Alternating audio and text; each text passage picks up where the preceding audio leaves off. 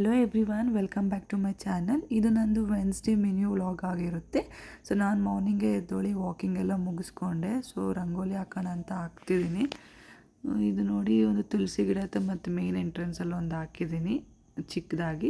ಸರಿ ಅಂತ ಹೂವು ಎಲ್ಲ ಸಂಜೆನ ಮತ್ತೆ ಹೂವು ಕಿತ್ಕೊಂಡಿರಲಿಲ್ಲ. ಸೊ ಎಲ್ಲ ಆಡ್ಲಿತ್ತೀಗ. ಸೊ ಕಿತ್ಕೊಂಡು ಪೂಜೆ ಮಾಡೋಣ ಅಂತೇಳ್ಬಿಟ್ಟು ಎಲ್ಲ ಕಿತ್ಕೊತಿದ್ದೀನಿ. ನೀಲಾಂಬರಿ ಗಿಡ ಅದ್ರಲ್ಲಿ ಹೂವು ತುಂಬ ನೋಡಿ ಎಷ್ಟು ಅರಳಿಬಿಟ್ಟಿದೆ.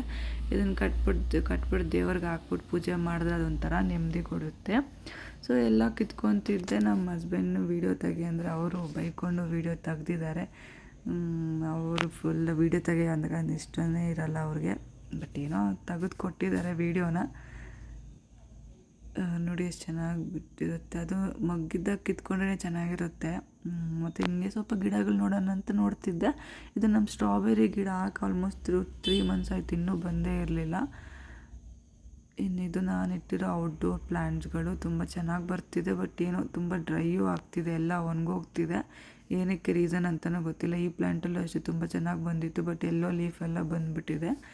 ಇದನ್ನು ಈ ಫ್ಲವರ್ನ ಏನಂತ ಕರೀತಾರೆ ಅಂತ ನಂಗೆ ಗೊತ್ತಿಲ್ಲ. ಬಟ್ ಶಿವದೇವರಿಗೆ ತುಂಬ ಇಷ್ಟ ಅಂತ ವೀಡಿಯೋಸ್ಗಳಲ್ಲಿ ನೋಡಿದ್ದೀನಿ. ಚೆನ್ನಾಗಿ ಅಪರಿಚಿತ ಅಂತ ಏನೋ ಅಂತಾರೆ ಹಿಂದಿಯಲ್ಲಿ. ನನಗೆ ಪೂಜೆ ಎಲ್ಲ ಮುಗಿಸಿಲ್ಲ. ಇದರಲ್ಲಿ ತುಂಬ ಡಿಫ್ರೆಂಟ್ ಟೈಪ್ಸ್ಗಳಿದೆ. ವೈಟ್ ಮಾಡಿ ಮತ್ತು ಪಿಂಕು ಬರುತ್ತೆ. ಚಿಕ್ಕ ಚಿಕ್ಕ ವಿಗ್ರಹಗಳು ಮಾವಿಗೆ ಲಕ್ಷ್ಮೀ ದೇವ್ರದ್ದು ಸಿಲ್ವರು. ಸರಿ ಅಂತ ದೋಸೆ ಮಾಡೋಣ ಅಂತ ಹೋಗ್ತಿದ್ದೀನಿ.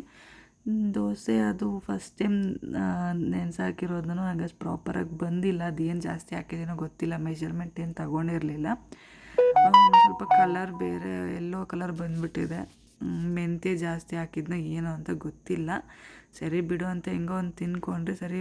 ಐಕ್ಯಗೆ ಹೋಗ್ಬೇಕಣ, ಇಲ್ಲಿ ಹೊಸ್ದಾಗಿ ವೈಟ್ ಫೀಲ್ಡಲ್ಲಿ ಐಕ್ಯ ಆಗಿದೆ ಅಂತ ನೋಡಿದ್ದೆ. ಸರಿ ಬಸ್ಸಲ್ಲಿ ಬರಬೇಕಾದ್ರೆ ನೋಡಿದ್ದೆ. ಸರಿ ಹೋಗಿ ಶಾಪಿಂಗ್ ಮಾಡೋಣ. ತುಂಬ ಪ್ರೈಸ್ ಜಾಸ್ತಿನೇ, ಬಟ್ ಕ್ವಾಲಿಟಿ ಚೆನ್ನಾಗಿರುತ್ತೆ. ಸೊ ಅದಕ್ಕೆ ಶಾಪಿಂಗ್ ಮಾಡೋಣ ಅಂತ ಹೋಗಿದ್ರೆ ತುಂಬ ಚೆನ್ನಾಗೇ ಇದೆ. ಈಚೆ ಔಟ್ಸೈಡು ಗೇಮ್ಸ್ ಆಡೋದಕ್ಕೆಲ್ಲ ಇದೆ ಚಿಕ್ಕ ಮಕ್ಕಳಿಗೆ. ಸರಿ ನೋಡೋಣ ಏನೇನಿದೆ ಇಲ್ಲಿ ಐಕ್ಯದಲ್ಲಿ ಅಂತ ಹೋಗ್ತಿದ್ರಿ. ಇದು ಬಂದು ವೈಟ್ ಫೀಲ್ಡಲ್ಲಿ. ಸೊ ಇವೆಲ್ಲ ಗ್ಲಾಸ್ ಐಟಮ್ಗಳು. ಇದು ಸಾಲ್ಟು ಪೆಪ್ಪರ್ ಈ ಥರ ಹಾಕಿಟ್ಕೋಬೋದು, ತುಂಬ ಚೆನ್ನಾಗಿರುತ್ತೆ. ನಾನು ಹಂಗೆ ಸುಮ್ಮನೆ ಅದೇನು ತಗೊಳಕ್ಕೆ ಹೋಗಿಲ್ಲ. ಮತ್ತು ಇದು ಟೀ ಹಾಲೆಲ್ಲ ಬಾಯ್ಲ್ ಮಾಡ್ಕೊಳೋ ಪಾತ್ರೆ. ಇದು ಪ್ರೈಸ್ ನೋಡಿದ್ರೆ ನಂಗೆ ಶಾಕ್ ಆಯಿತು. 2900 rupees ಅಂತೆ ಇದು. ಸರಿ ನೋಡೋಕ್ಕೆ ಚೆಂದ ಅಂತ ನೋಡ್ಕೊಂಡು ಒಂದು ರೌಂಡ್ ಹಾಕ್ತಿದ್ದೀನಿ ನಾನು. ಇವೆಲ್ಲ ಇದು 1 ಫ್ಲೋರ್ ಅಷ್ಟೇ ಇದು, ಬಟ್ ಇಟ್ಟಿದ್ದಾರೆ ನಮ್ಗೆ ಬೇಕಾಗಿರೋ ನೀಡ್ಸ್ಗಳ ಐಟಮ್ಸ್ ಎಲ್ಲ ಇಟ್ಟಿದ್ದಾರೆ. ಇನ್ನು ನೋಡಿ, ಇದು ಸ್ನ್ಯಾಕ್ಸ್ ಬಾಕ್ಸ್ ತುಂಬಾ ಕ್ಯೂಟಾಗಿದೆ ಡಾಗಿದು. ಮತ್ತು ನಮ್ಮ ಹಸ್ಬೆಂಡ್ ಸಾಫ್ಟ್ ಟಾಯ್ಸ್ ನೋಡ್ತಿದ್ರು. ಸರಿ 1000 ರೂಪಾಯಿದ್ರೆ ತೊಗೊಳೋಣ ಅಂದರೆ ಆಲ್ಮೋಸ್ಟ್ 2000 ಇತ್ತು.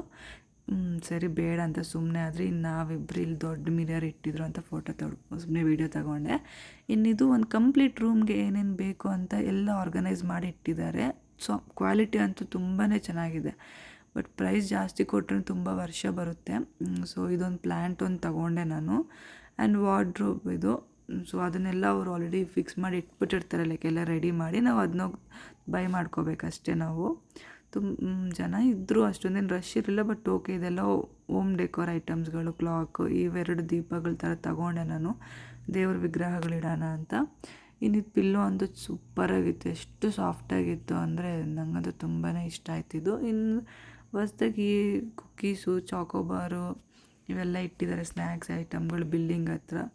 ಇದು ಹನಿದು ಮತ್ತು ಎಲ್ಲ ಜಾಮ್ಗಳು ಇಟ್ಟಿದ್ದಾರೆ. ಇಲ್ಲಿ ಬಂದು ಏನಂದರೆ ಸೆಲ್ಫ್ ಬಿಲ್ಲಿಂಗ್ ಮಾಡ್ಕೋಬೇಕು.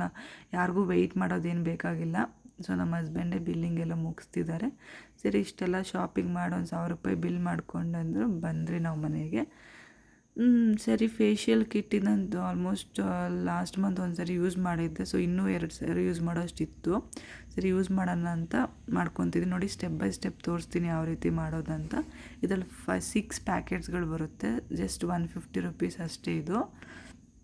ಸೇಮ್ ಪ್ರಾಡಕ್ಟ್ನೇ ಇದು ಪಾರ್ಲರ್ ಸಹ ಯೂಸ್ ಮಾಡೋದು. ಬಟ್ ಅದಕ್ಕೆ ಒಂದು ಸರಿಗೆ ಹೋದರೆ ನಾವು 500 ರೂಪಾಯಿ ಆ ಥರ ತೊಗೊತಾರೆ. ಬಟ್ ಇದು 150 ನೀವು 3 ಟೈಮ್ಸ್ ಯೂಸ್ ಮಾಡ್ಬೋದು.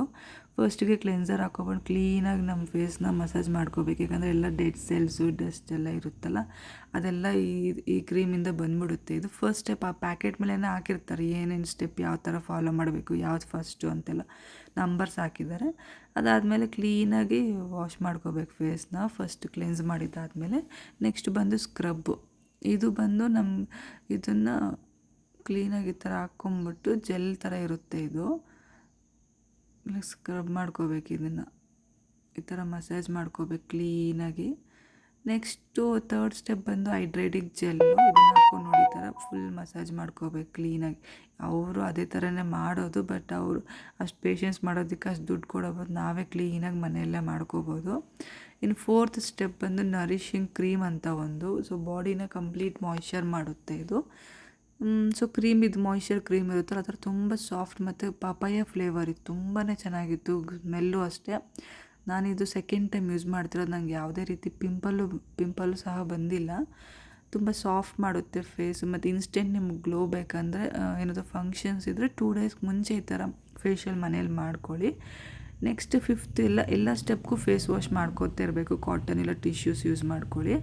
ನೆಕ್ಸ್ಟ್ ಬಂದು ಫಿಫ್ತ್ ಮಾಸ್ಕ್. ಇದನ್ನು ಮಾತ್ರ ನೀವು ಅಟ್ಲೀಸ್ಟ್ ಒಂದು 15 ಮಿನಿಟ್ಸ್ ಆದರೂ ಡ್ರೈ ಆಗೋ ಅಷ್ಟು ಬಿಡಬೇಕು ಇದನ್ನು. ಸೊ ಪೂರ್ತಿ ನೆಕ್ಕೆಲ್ಲ ಹಾಕ್ಕೊಳ್ಳಿ ಕ್ಲೀನಾಗಿ, ಎಲ್ಲ ಇದು ಮಾಡ್ಕೊಳ್ಳಿ.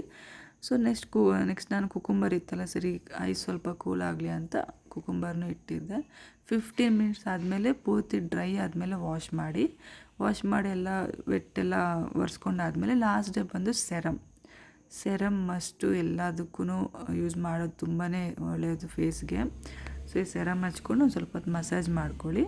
ಮಸಾಜ್ ಮಾಡಾದ್ಮೇಲೆ ಫೇಸ್ ವಾಶ್ ಮಾಡ್ಕೊಂಬಿಡಿ, ಹಂಗೆ ಬಿಡೋಕ್ಕೇನು ಹೋಗ್ಬಿಡಿ.